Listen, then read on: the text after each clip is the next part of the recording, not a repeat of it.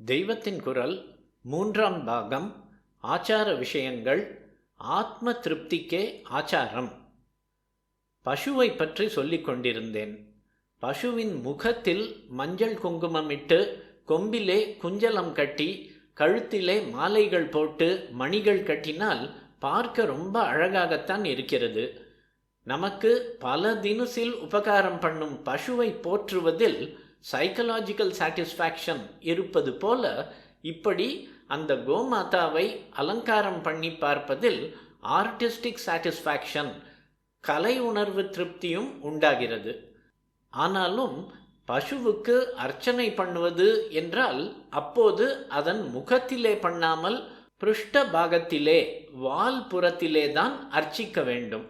நமக்கு அது பிடிக்கிறதா பிடிக்கவில்லையா, இப்படி பண்ணுவதற்கு காரணம் உண்டா இல்லையா என்ற கேள்விக்கு இடமில்லை. இப்போது நமக்கு ஒவ்வொன்றாக காரணம் தெரிகிற அநேக ஆச்சார விதிகளை ஏற்படுத்தின ரிஷிகள் காரணமில்லாமலா பசுவின் முகத்தில் பூஜை பண்ணாதே, பின்பக்கம் பண்ணு, அங்கேதான் லக்ஷ்மி வாசம் பண்ணுகிறாள் என்று சொல்வார்கள்? நம்பி பண்ண வேண்டும். அப்போது அங்கே வாசம் பண்ணும் லக்ஷ்மி தெரிவாள். சைக்கலாஜிக்கலாகவோ வேறு விதங்களிலோ நம்மை சாட்டிஸ்ஃபை பண்ணாவிட்டாலும் சரி, நாம் சாஸ்திரங்களுக்கு அடங்கி அடிபணிந்து அதன் பிரகாரம்தான் செய்ய வேண்டும். இந்த எல்லா சாட்டிஸ்ஃபேக்ஷன்களையும் விட ஆத்ம சாட்டிஸ்ஃபேக்ஷனுக்காகத்தான் சாஸ்திராச்சாரங்கள் ஏற்பட்டிருக்கின்றன. அதுதான் எக்காலத்துக்குமான சாட்டிஸ்ஃபேக்ஷன். மற்ற சாட்டிஸ்ஃபேக்ஷன் எல்லாம் அடுத்த நிமிஷமே பறந்து போய் டிஸ்சாட்டிஸ்ஃபேக்ஷனில் கொண்டு விடுபவைதான். ஆத்மா நிறைந்து திருப்தியாய் சாட்டிஸ்ஃபை ஆக வேண்டுமென்றால் பாபத்தை போக்கிக் கொண்டு புண்ணியத்தை சம்பாதித்து கொண்டால்தான் முடியும். இதற்காக நம்முடைய மற்ற சாட்டிஸ்ஃபேக்ஷன்களை தியாகம் பண்ணி கஷ்டப்படவும் தயாராகத்தான் இருக்க வேண்டும். கோவிலுக்கு போகிறோம்.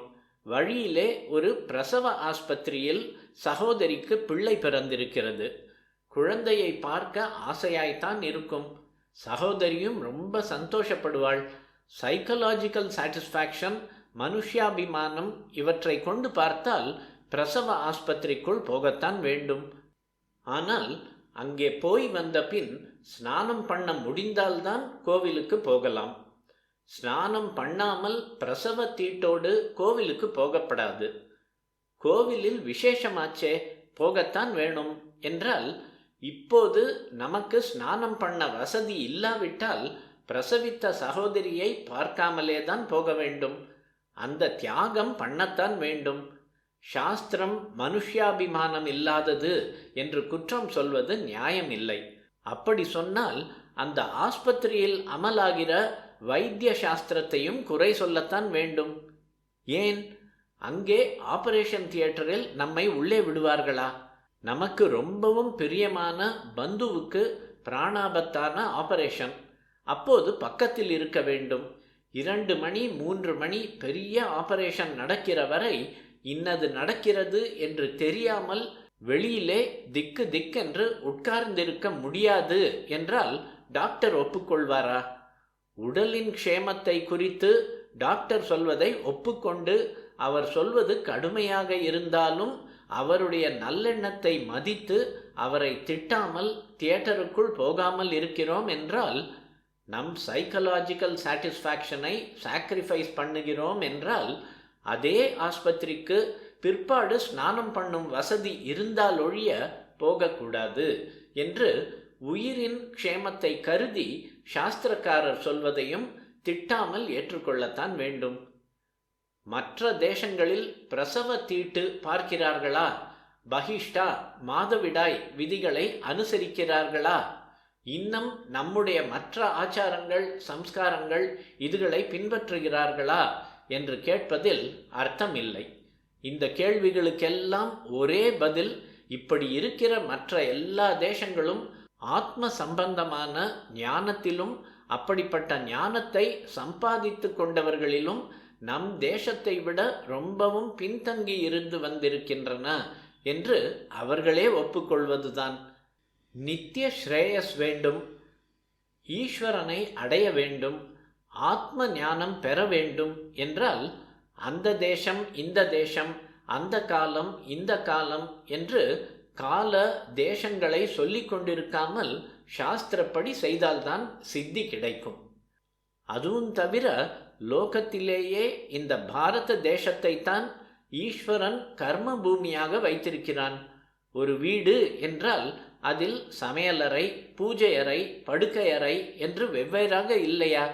ஒரு ஃபேக்டரி என்றால் அதில் யந்திரசாலை, நிர்வாகஸ்தர் ஆஃபீஸ், கேன்டீன் என்று தனித்தனியாக இல்லையா? இவற்றில் ஒன்றில் செய்வதை இன்னொன்றில் செய்வார்களா? அப்படி பகவான் லோகத்தில் வைதிக கர்மானுஷ்டானத்துக்காக பாரத பூமியைத்தான் வைத்திருப்பதால் இங்கே மாத்திரம் இத்தனை சாஸ்திரங்களும் ஆச்சாரங்களும் ஏற்பட்டிருக்கின்றன. இதிலே கடுமையாக தோன்றுவதும் நம்முடைய நித்திய சௌக்கியத்தை உத்தேசித்து கருணையால் சொன்னதுதான். நித்திய சௌக்கியமான மறுமை இன்பத்தோடு இம்மை இன்பத்தையும் அது மறுமைக்கு பாதகமாக இல்லாத வரையில் சாஸ்திரங்கள் அளிக்கத்தான் செய்கின்றன. நோய் நொடி இல்லாமல் இருக்க வேண்டும், ஜனங்கள் எல்லாம் சௌஜன்யமாக கூடி வாழ வேண்டும், தப்பு தண்டாக்களில் மாட்டிக்கொண்டு கஷ்டப்படக்கூடாது என்று இம்மை பயன்களை கருதியும் அநேக ஆச்சாரங்கள் ஏற்பட்டிருக்கின்றன. பலர் நினைக்கிறபடி ஒரே நிர்தாட்சண்யமாயில்லாமல் சைக்கலாஜிக்கலாகவும் மற்ற ரீதியிலும் அநேக இடங்களில் விட்டு கொடுத்தும் விதிமுறைகள் செய்யப்பட்டிருக்கின்றன.